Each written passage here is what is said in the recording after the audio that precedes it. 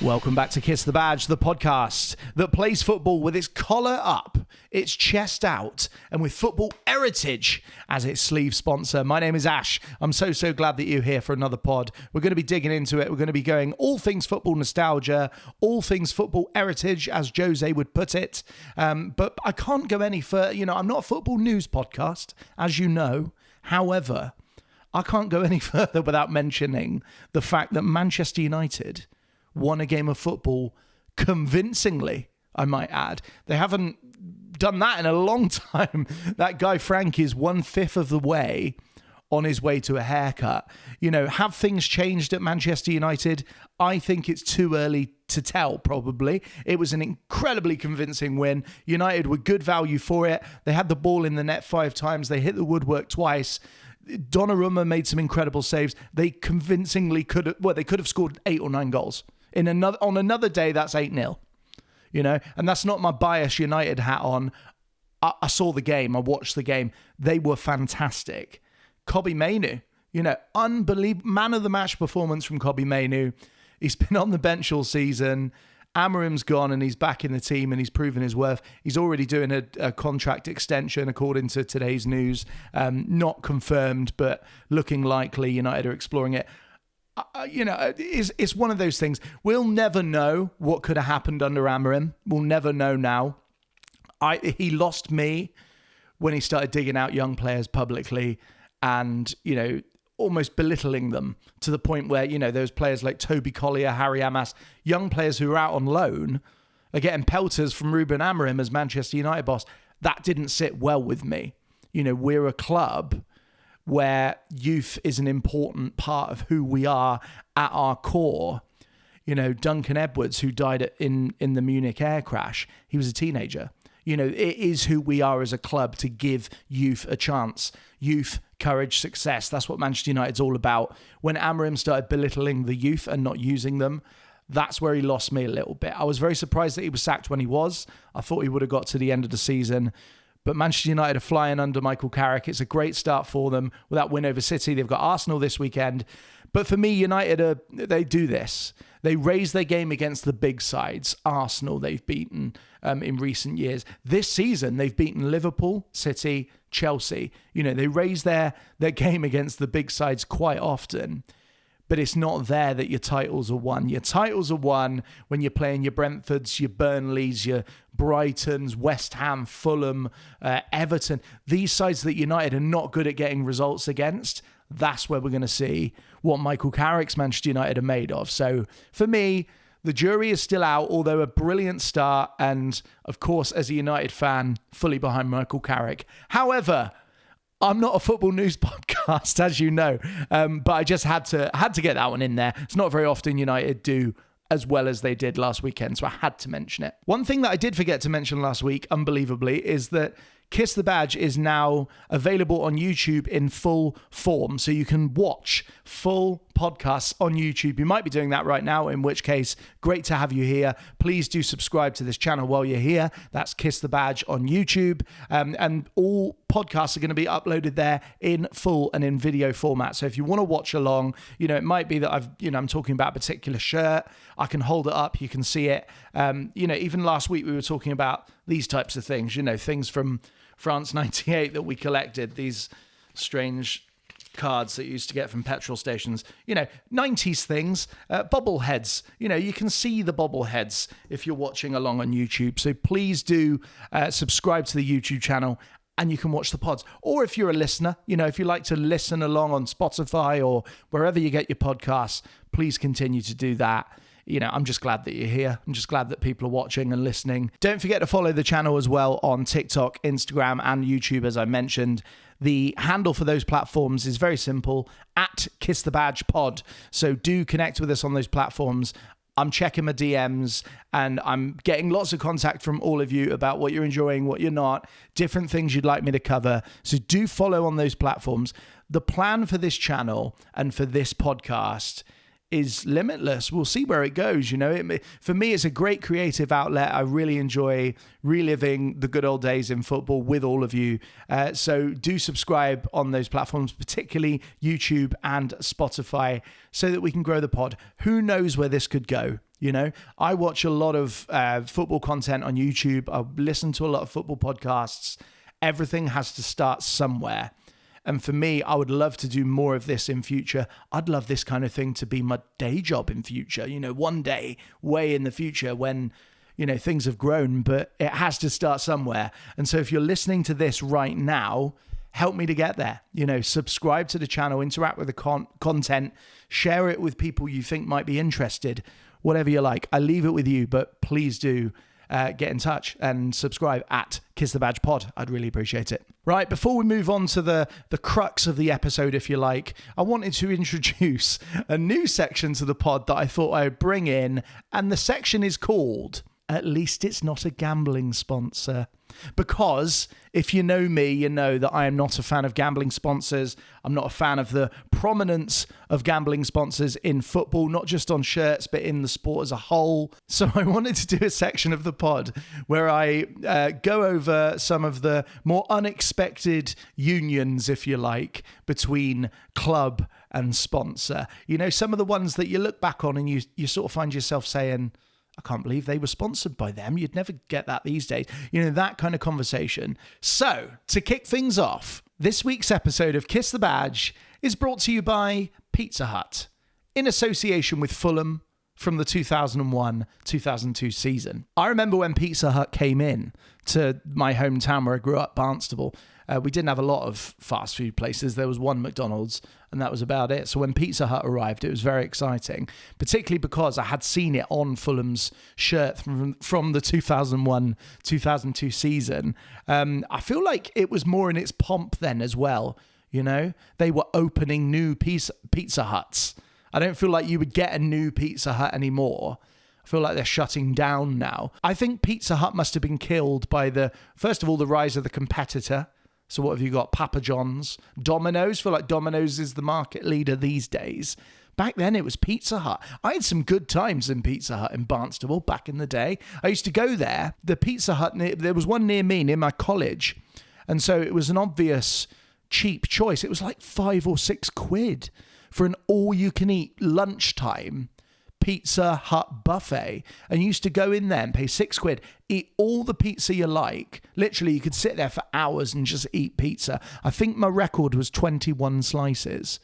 I'll have to ask my friend. I used to go with my friend Gib on our lunch breaks. We used to go down there and do the Pizza Hut buffet challenge, which was a challenge that we invented and were phenomenal at. 21 slices. Didn't used to bother with the salad buffet. I think you could pay an extra £1.50 or £2 to add salad on. Didn't bother with that, just filled up on pizza. And then there was the ice cream buffet as well. You could do like soft serve ice cream with lots of different toppings and sauces. I've never really had a sweet tooth, so I didn't bother with that. But there were options. And you don't get that anymore. I feel like now you don't see Pizza Huts out and about, but back then it was the place. I was going to say all the cool kids, but ironically that would have made me a rather uncool kid if I'd said that, so I'm not going to say that. But anyone who's everyone was in Pizza Hut, that's what I'm trying to say. Places these days, if people want to go out for like a pizza these days, there's so many places like Franco Manca that do like stone-baked pizzas. You know, they're a bit more gourmet, I feel like, these days. If you go out for a pizza, nobody's thinking of Pizza Hut. In fact, I'll just say this. Does Pizza Hut even still exist? Because I can't remember the last time I saw one. I mean, there must be one somewhere. Unless it's like Blockbusters and it's just completely gone. But back in the day, you know, I mean, even having Pizza Hut on a football shirt is unbelievable. You know, having elite athletes like Steed Malbronk and Sylvain Distin and Rufus Brevett with Pizza Hut on their chest. Elite athletes promoting a heavy intake of carbs and tomato sauce and cheese. You know, you just wouldn't, I don't think you'd get that really anymore these days. We're a lot more health conscious these days as a nation. In fact, along those lines, I once got given, and it was at a friend's house, a cauliflower pizza. And it wasn't like a pizza base with cauliflower on it as the topping. The cauliflower was the pizza. And there was like tomato sauce and cheese on the top of it. Hopefully that person's not listening.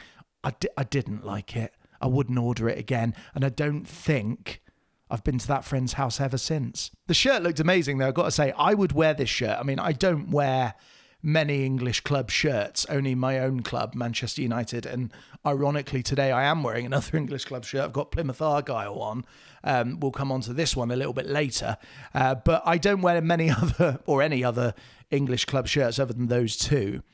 But this would be one that I would be, if I was so inclined, or perhaps, if I was Spanish, I might have this one because I think it's a good looking shirt. The sponsor looks quite good on it as well, particularly because Fulham's colours, it's white, black and red, and that's kind of the Pizza Hut logo. So it sort of works as Fulham's main sponsor. If you wanted to buy one of these shirts online now, they're pretty collectible. I think they're upwards of £150 to £200 to buy one of these. Classic Football shirts didn't have one in stock when I looked, but you can get them on eBay.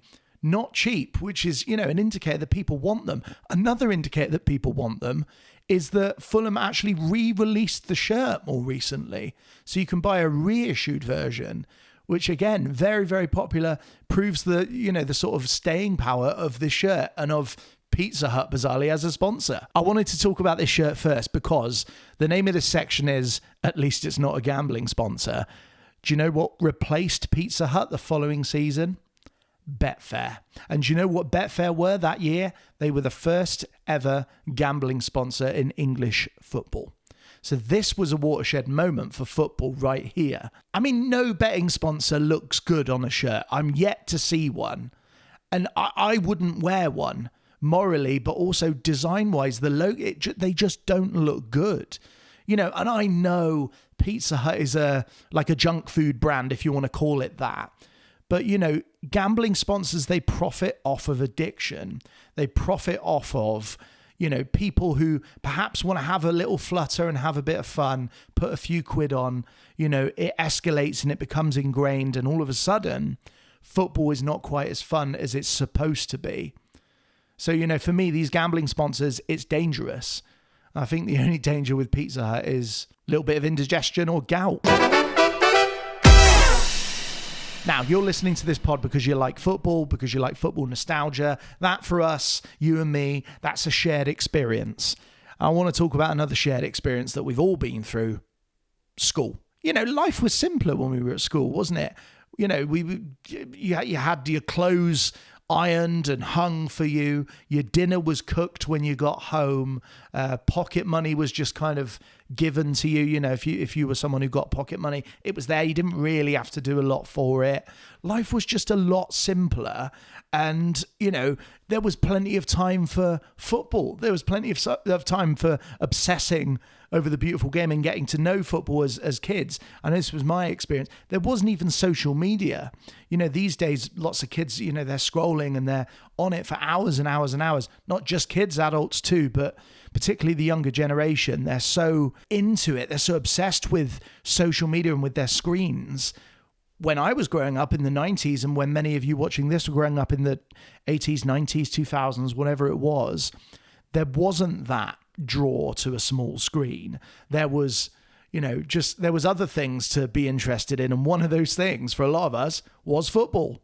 And football, I alluded to it last week. Football was very different back then as well. We didn't need XG to enjoy it. We didn't need, quite as much of an emphasis on tactical control. We didn't need the Gegenpress. We didn't need, false nines or a back three. It was 4-4-2 and you loved it. And we loved it. In fact, all we needed really to enjoy football was a little TV about that big, bit of 4-4-2 on there from both teams. And then when you're not in the house, you just needed a couple of jumpers and a football. Jumpers for goalposts. Bosh. We didn't even really need football shirts, really. Football shirts were a luxury, and I think we liked seeing them. But actually, I don't know about you, but for me, as a football fan, as a child, I liked to have the shirts. I didn't feel like I needed the shirts. I certainly didn't really care what the shirts looked like. I more cared about what a football shirt made me feel like back in the day. If you put it on because you'd seen your hero on TV wearing it, you felt like them. You felt like you could score a hat-trick and win the game and be the match winner just because you had the shirt on. So look back then wasn't so important. It was about the then and now, and it was about feeling like a hero. I'm going to tell you a little story now, okay? My first ever time that I felt like that was when I got picked. It was in year 6, so I was in primary school, and I was picked to play for my primary school team. We didn't play many matches, but we had one arranged by our coach. This is in North Devon. I grew up in a town called Barnstable, and I got picked for my primary school team, and we had an away game. So we got to go on the coach, and we went there. It was only about 10 minutes away, but we went to a little village. I think it's a village called Bishop's Taunton, which is very close to where I grew up. And we went there, and I felt like a hero getting off the coach because I had the school shirt on. You know, as I'd grown up, I'd seen the older boys with the shirt on. Now I was one of the older boys, and I had the shirt on my back, and I was starting the game. I started left wing, which wasn't my position, but they put me in there. 10 seconds into the game, ball came to me. I think it was literally from the kickoff. The ball was played back to me. I got closed down. I gave the ball away. I tried to pass it to somebody, gave it away to the opposition striker. Goal. 10 seconds in. That was the start of my football career. It's probably why it didn't go much further, but it spurred me on because the next time I got the ball, which was about 10 minutes in, I thought, well, I'm not passing it, because if I pass it, I'll probably give it away again like I did last time. So I was actually on the edge of the box. It got played back to me. I took a touch, banged it into the bottom corner, took a shot, in it goes. My mum, my auntie, my dad were all on the touchline. They all went crazy. I had that shirt on my back. I felt like the man. And it was an amazing, it's always lived with me, that memory. I've got photos of me playing. I looked a bit gormless. I looked like I didn't really know what was going on. But inside, because I had that shirt on my back, I was the guy. It was probably one of the best moments of my childhood, actually. I remember feeling so happy. All my teammates ran for me and celebrating. Brilliant moment, really, really special. The coach was a guy who lived in that village, so he'd set the game up. And I was really grateful for that, because actually my teachers at my school, although they put on football training, they never really arranged matches, so we never had that special experience. And then this coach came in and he went out and found us games. And his name was Pete Hooper, I think. I'm just thinking about him now. He was an older guy. But the thing about him, actually, which was quite interesting, there might be some football historians or Bristol City fans, or it was one of the Bristol sides. It was Bristol City or Bristol Rovers. This guy, Pete Hooper, I asked him, have you played football? Did you play football when you were younger? And he said, yeah, I did. I played for Bristol City or Rovers. I can't remember which one. And his big thing was that he'd scored at the Cop End at Anfield. And I was amazed by that, because I'd seen Anfield on TV, and here was this older guy who'd come in to train us kids up. And he was telling us, and that was his biggest thing. He was like, I played all these games, but I scored at Anfield. And all of us kids were in awe of that this older man had done that.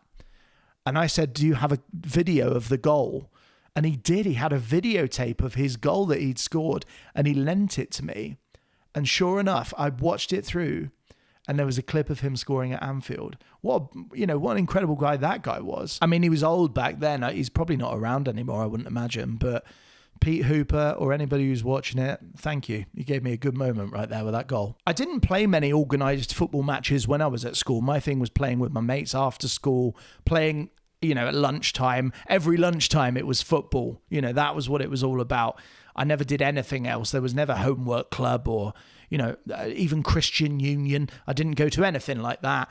It was, you go into the tennis courts and you're playing football with your mates. Every single lunchtime for 5 years at secondary school, I did that. I didn't used to play. I played a little bit for the school when I went to secondary school, but it was more house matches. I played in house matches. In fact, one of my other finest hours was a house match goal I scored in year 11 against the best house in school, Kingsley. I was in Fortescue, which was red, fine with me. And I scored. I started the game and I scored a goal. I wasn't a goal scorer really back then. I didn't always start games, actually. We had a very strong group at our school. So I was often on the bench. But for this game, I started. and I scored. And on the back of my shirt, because I was about to finish school and I was unhinged, I didn't care. I just wrote on the back of the shirt before the game, Ashtiano Ronaldo 7, right? So then when I scored, I reeled away and I was pointing at the back of the shirt like this. All my friends were in stitches. Really, really great moment. But for me back then, I was less interested in playing those organised games.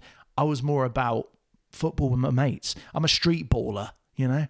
And there were the games that we all played, and I'm sure many of you did. You know, Wembley. Did you ever play that? Wembley singles or Wembley doubles, which is where you have like one goal. It's not a full pitch. It's just one goal, one goalkeeper. And if you're playing Wembley singles, it's you versus everybody else. And when you score, you're through. Or you used to play Wembley doubles, which was when you were in a pair, and when you score, you're through. And that was me every single day of my life when I was from about the age of 12 through to about 18. After school, I used to play Wembley, or even at lunchtime, although quite often at lunchtime it was matches and stuff that used to play. Headers and volleys, we used to play that. Do you remember, you must have played headers and volleys. I don't know if it has different names elsewhere in the country, but for me, growing up in Devon, headers and volleys, or heads and vols, that's what we used to call it. And there were lots of different rules. I think the rules were different based on where you grew up. So the rules that we had, post saves all. So if you take a shot and you hit the post, you're fine, you're safe. The objective of the game, by the way, you had like a certain amount of points. I think it was 10 points. Everyone starts on 10 points. And if you score a header, you can only score headers or volleys. So if you score something that's not a header or a volley, you have to go in goal. And if when you're in goal, you concede a header or a volley, you lose a point. And it's the first person down to 0 has to then stand against a wall or stand in the mouth of the goal while the rest of the people kick a ball at their ass. That's basically how it works. Red ass. You might call it red ass. People call it that. But every area had their own rules. Post saves all, I feel like it's quite a universal rule. Oh, I tell you one that we used to do all the time, partly because we were quite lazy, I think. If you were in goal and the ball had gone behind the goal, but you couldn't be bothered to go and get it, like if you were playing in a field or something, you used to just shout, "Play on!" Then all the players would run and go and get it. It was just so that you didn't have to go and get it. You know, quite often it goes miles back. Just play on, and they can go and get it. Half volleys were banned. You could, inside like the 6-yard box, you could only score headers. You couldn't score volleys that close in. And there was no 6-yard box. It was, this was just playing in the park. So you used to just put like a jumper about 6 yards out, and that was your marker. If you scored past that and it wasn't a header, then you had to go in goal. So, these were the games that we played. Kirby, do you remember Kirby? That wasn't really football though, was it? That was chucking the ball. But anyway, for me, it was Wembley or it was headers and volleys, and that was life. I tell you what else, I've just thought of something. What else we used to do? The person who, I don't know if you did this, the person whose ball it was essentially in charge of the game. So if I turned up to the park with a ball, a Jabalani or whatever it was. Do you remember the Jabalanis? If you turned up with a ball and your ball was used, you were in charge of the game. So if some like randomer turned up and said, "Can I play? Can I join in?" and it wasn't your ball, you always used to go, "Oh, it's not my ball, mate." Do you know what I mean? Like, and also the game ended when you had to go home. So if you were in control of the ball, but you had to be home for tea at like 6 o'clock, everyone's going home. There was no like lending the ball out. It was my ball, so we've got to stop. Oh, the things we used to do, eh? The things we used to do. And there was the other thing as well, when this used to happen to us quite a lot, because we had a good spot in the park that we used to play every night. And if you were playing there and then another group came and played near you, usually they'd be like, you'd be scouting each other out like this and going, "Oh, look at them, they're playing over there." And then eventually one of the bravest from each group would sort of come together and they'd go, "Do you fancy a match?" And then you'd go back to your group and you check with all the boys, "Do we want to give these guys a match? I don't know, they look a bit older than we are. We're probably going to get battered. Should we just keep playing headers and volleys? Yeah, let's keep doing this. Nah, we're all right, mate. We don't want a match." And you used to sort of, but if they looked a bit rubbish, you'd go, "I reckon we could take these. Come on, let's go. We can play headers and volleys anytime. Let's give them a match." "Yeah, all right, mate, we'll give you a match." And then you just start playing each other. It was brilliant. It was a different time. I feel like kids these days don't do that. And, when I walk through the areas in which I frequent on my way to and from work or at the weekends, I feel like I don't see people playing football in the park like we used to. I feel like life's, the world's changed and our interaction with football has changed. Why do we not do that anymore? It was such a lovely thing. I knew that when I got home from school every day, there'd be a knock on the door about 4:30. Is Ash coming to play football in the park? Every single day. It was like community. It felt safe. It felt just like part of life. It wasn't, now I feel like if I got on, I'm a working man now, but if I got a knock on the door or kids around here got a knock on the door, do you want to come play football? I feel like it wouldn't be as well received. I don't know. I feel like we just don't do it anymore. And I think that's quite sad, because for me, I just loved it. Life was football and football was life. And, that changes when you get older, doesn't it? I think if you're in that now and you're listening to this and you've got kids who love football, encourage it. It was such a special time and you never get that time back. The last time you go and play football in the park with your mates, you don't know it's coming. It's just gone. And then all of a sudden you've moved on and, you're working and you're talking to your wife about your mortgage. My day when I was that age, I used to get up, I would have breakfast. The breakfast would usually be cereal. In the cereal box, there was quite often a little toy. Quite often, that toy had something to do with football. Quite often, there was a footballer on the side of the box. So breakfast involved football. You'd then get a knock on the door from your mates and you'd walk to school together.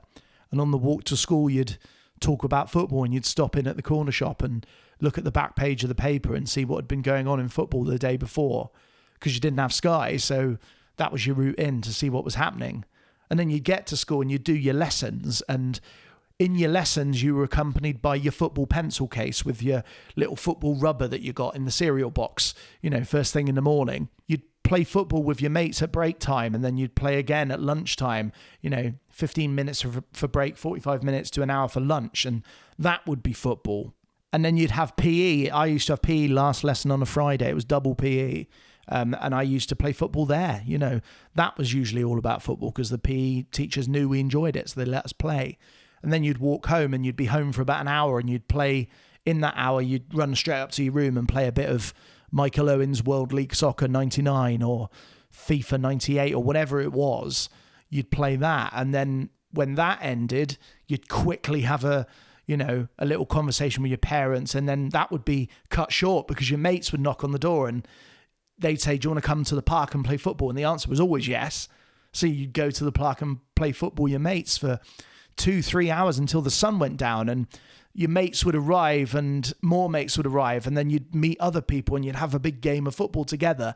And then you'd look at your watch, and because you didn't have a phone, because nobody had phones, you'd look at your watch, or you'd ask your mate who had a watch what was the time, and you realise you're late to get home for dinner. So you'd run home for dinner, wolf dinner down, because when dinner ended, it was time to watch the Champions League on ITV. We used to be able to do that. And so you'd watch that, and then you'd go to bed just dreaming about football. And then the following day, you'd just do it all again. It was special. It was really special to grow up in the era that I did. And again, I'm sure many of you did that and grew up in that time as well. It was just a really, really special, precious time to be learning about football and to be living a life that was completely obsessed with football.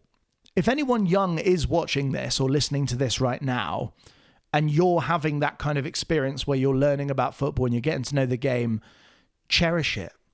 Do all the things that I mentioned there. Go and play football with your mates in the park. Read things about football. Watch as many games as you can. Watch it, drink it in, as Martin Tyler once said. Because one day you'll be old like me and like many of the other people watching this, and you'll miss those days. I miss those days now. Cherish that time when you're a young football fan and you've got the opportunity to live football that intensely and that beautifully, because before you know it, you'll be stood in your kitchen, you'll be washing out your kitchen bin, and you'll be talking to your wife about mortgage repayments, having just had an argument with her about whose turn it is to hang up the washing, and you'll miss those days. So I feel like I've just summarized really well, actually, if I do say so myself, why I do this pod. You know, those days were special. I'm an old romantic and I want to relive them. You know, I've not been in the school system since I left. You know, I've never taught, I've never done anything like that. I don't know. You know, kids now, are they still playing football at lunchtime, or are they, I don't know, scrolling on their phones and vaping? I don't know. You know, what I see of kids is a lack of interest in football. And that makes me quite sad. You know, in that sense, I think social media is to blame, because our attention spans, all of us, not just kids, our attention spans have completely changed from what they used to be back then. And the way we consume media, the way that we consume sport, it's all changed. And I tell you what else hasn't helped. We don't get as many games on free-to-air TV anymore. You know, when I was a kid, I mentioned it a minute ago, I used to watch the Champions League almost every Tuesday night on ITV, free-to-air, you know, with Bob Wilson hosting and Clive Tilsley and Ron Atkinson commentating. Peter Drury was there. It was a beautiful, beautiful thing to be able to watch those games for free. And I think it's quite sad now that we can't do that. You know, it helped with my football education that I was watching these amazing continental players. You know, R9, Shevchenko, Maldini, I don't know, Zamorano, Totti. We were watching Vieri, Gattuso, all these talents, you know, Roberto Carlos, Figo, Zidane. We saw them every week on our TVs. That's not the case anymore. Obviously not for those players because they've retired, but you know what I mean? Like, we don't get to watch continental football as freely anymore. And I think that's a shame. And it's a shame because that brought us together as well. You know, there was less choice back then, of course, for things to watch and things to do of an evening. So the fact that ITV was showing the Champions League, it was a great unifier. It brought us all together. You would say to your mates, are you going to be watching a game tonight? Yeah. We'll chat about it tomorrow. The next day, did you see it? Did you see the game? Did you see Zidane? Did you see what he did with the ball? You know, we don't do that anymore because we'll say, oh no, I didn't see it, but it's fine. I'll catch it later. You know, highlights reels now are 60 seconds to a minute, you know, 3 minutes if you're pushing the boat out. So the way we consume football's completely changed. I liked it. I liked being invested in that way together as a nation, as a people, as a group of football fans. Now we come to a section of the pod that I like to call From the Stash. And that is because I've got a stash of football shirts right here in my house upstairs. And each episode I want to get one out, put it on, explain to you why I love it, explain to you why I own it. And it's called From the Stash because I actually run a YouTube channel of my own called From the Ash, which is vlog content, travel content, a little bit different to what we do here on Kiss the Badge. If that's of interest to you, do give it a subscribe. Just search up From the Ash and it should come straight up. So this section is called From the Stash. And today's shirt is a very, very special one. It's a very personal choice, this one. This, what I'm wearing right now, as you can see, for those of you watching the pod, if you're not watching it, then you can hear me talk about it instead. Or you can watch it on YouTube.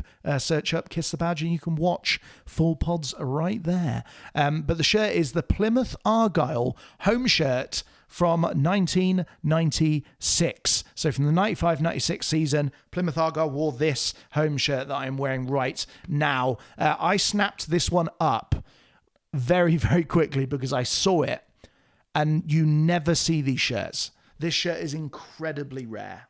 And this is actually the first time I've ever worn it because it's so rare that I want to take good care of it and I really want to look after it because you just don't see them on the market at all, ever. I have searched the internet high and low for this shirt for the last number of years, and I saw it last year on Classic Football Shirts, and I just clicked buy now. I had to have it. It was one of my grails, this shirt, and I'll explain why. Paid about £150 for it. You know, not bad for a shirt of the age that it is. I mean, 96, so we're 30 years old, this shirt.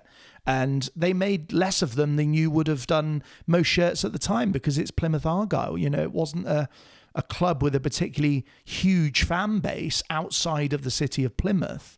You know, we're talking about a time when football was still very much a local game. And so this shirt, there wouldn't have been many of them, and there probably still aren't many of them. You can buy reissues of this shirt. This one is not a reissue. This is the real deal, and it's one that I'm absolutely buzzing is in my collection. I would never get rid of the shirt. Now, you might be thinking, Ash, you're a Manchester United fan. Why are you worried about a Plymouth Argyle shirt? Plymouth Argyle were my granddad's team. He was a big Plymouth Argyle fan. Dear old Tony, he's not with us anymore, but he was a massive Plymouth Argyle fan, and he used to take me to games with my dad and my uncle and a few other people that used to come with us. And we used to go see Plymouth Argyle. We used to be there in Home Park in the Devonport end behind the goal, and that was where we used to go. We were there before the stadium got redeveloped. It looks a little bit more modern now than it did in the mid-90s. I remember the first game I ever went to, and I do remember it. This is the first ever game I went to, was Plymouth Argyle versus Coventry City, and it was in the FA Cup, and it was a full house because Coventry were in the Premier League, so it was quite a big deal for Argyle, and I got taken along to that game. They wore this very shirt, and they could have won it. Coventry had a man sent off in the first half. I remember that, and I had to look it up in advance of doing this podcast, and it was a 3-1 win for Coventry, even though Coventry went down to 10 men, and I believe Argyle took the lead. So they probably should have done a little better in the game, but I was there. I remember it was absolutely hammering it down with rain. I was getting absolutely soaked. But to be at a game for the first time ever was such an exciting thing. You'd seen football on TV. I'd watched games with my dad and my granddad on TV. By that point, I was already invested in Manchester United. They were my team at that point. But I remember being there and being in the stadium, being in Home Park with all the shouting and the chanting and the rain. And, it was just a really, really exciting place to be. And from that day, I was hooked. And so that is why this shirt is very precious to me, because the first ever game I ever went to, this was what everyone was wearing that day. However, this shirt is probably not known for that FA Cup game against Coventry. It's actually known for the Division 3 playoff that happened at the end of that season. And it was Plymouth Argyle against Darlington, which took place at the old Wembley, Twin Towers and all that. And I was there back in the day. I went again with the same group of people. It was my dad, my granddad, a couple of my uncles, and I think a family friend joined us as well. And we were all there. We drove up to Wembley from Devon. It was like a 4-hour drive. We set off early. We got there, and I'd never been to London before, so that was very exciting to be in London and to see Wembley. You'd seen it on TV so many times. Euro 96 was about to happen, but it hadn't happened yet. It was going to be that summer. And I just, I think a couple of weeks previously, watched the FA Cup final. And as a Manchester United fan, United were there. Eric Cantona scored the winner, a 1-0 win against Liverpool. It's the first game that I remember watching on TV, that I have the memory of sitting down and watching it. But to go to Wembley just after that had happened and see it all and see the Twin Towers. And I remember we got in to the stadium and my granddad let me run up the steps to go and have a look at Wembley. I think they were doing the national anthem at the time. We arrived quite late. And to see it there, again, hooked. That's me done. I'm a football fan now and I'm in for life. And I'm still here now, 30 years later, talking about that moment. What a special time. I remember arriving in London and, there was just crowds of green and white everywhere. And, it felt so exciting to be there. And I remember seeing the Twin Towers and everyone talked about the Twin Towers and there they were right in front of me. In fact, can you see this here? I'm pointing at it. You probably can't see it. Just up here on the wall of my, we're actually in my house right now. Just up here on the wall, we have a rosette. Do you remember rosettes? They quite often give them out for like show jumping and stuff. That's what I would associate a rosette with. But they used to have them at the football back in the day. And I saw one. I was stood literally next to the Twin Towers outside Wembley. And I saw one on the floor. And it was new. They were like selling them. And I saw one. And I remember my granddad saying, go and get it. So I ran over to get it. And as I leant down to pick it up, a man came. And he got there first. And he got the rosette. But I think he saw my face. And he saw that I was disappointed. So he gave it to me. And I kept it, and it's here on my kitchen wall now as a memory of when I fell in love with football. And, I don't remember a lot about the game, to be honest. I remember we got into the stadium, I had a quick look, and then we realised our seats. And I remember my granddad saying it. I remember him saying, we're in the gods, because we were right at the top of the old Wembley. The seats weren't the best, but we were in there and we saw the game. And I remember very little about the game, to be honest with you. It was 1-0 to Plymouth. They won it. And one thing I do remember, if you remember the old Wembley, and the new Wembley, actually, a lot of the trophy lifts happen from the Royal Box. Occasionally they do things on the pitch, but most of them happen in the Royal Box. And I remember my dad saying to me, can you see it? Because they went up to lift the trophy. And he was saying, can you see them lift the trophy? I went, yeah, I can see it. I had no idea where I was looking. Because obviously they're in the crowd. And as a kid, you don't know where that is. It's just, you just see this massive stadium. So I completely lied about having seen the trophy lift. I missed that entirely. But I remember seeing you remember the big scoreboards at the old Wembley that had Coca-Cola at either end? That was there, and I remember seeing that. Plymouth's manager was Neil Warnock, which I didn't realise until recently. I did a Google search of the game, and it was Neil Warnock who was the manager. I mean, he's been around, hasn't he? I mean, we know that because Neil Warnock, this is a fact for you, Neil Warnock has managed more games in the English Football League than any other human being. I mean, that is unbelievable. You don't get many characters like Neil Warnock these days either. That man was born for the 90s. Certainly wasn't born in the 90s, but he was born for the 90s. What a character. Modern managers don't say things like, you've got to die to get 3 points, or by all means enjoy it, but enjoy it by being disciplined. I tell you what you don't get anymore. You don't get managers who pick their team based on their wife's dreams. But Neil Warnock was one such man. I don't know if you've heard this story. Neil Warnock, when he was manager of Crystal Palace, he had a right back called Danny Butterfield. And his wife, before a big game, had a dream that Danny Butterfield scored a goal. So Warnock took that as, Danny Butterfield, the right back, you're starting up front this week. And he was like, what? He was like, you're playing up front. No, I'm not joking. Danny Butterfield started up front and he scored a hat-trick. And it wasn't just a hat-trick. He scored the perfect hat-trick. Left foot, right foot, head. Neil Warnock, football genius. Talking about the shirt itself, I do love the shirt. It's a little bit tight-fitting on me, but that's because I have a large right here. I mentioned you don't see these shirts very often. Normally, I would buy an XL. That's my normal size football shirt. But they didn't have an XL. They just had this one large, and I had to have it. So I've squeezed into it today. It's quite extra for a sort of a 90s third division shirt. Sponsored by Rotorlock.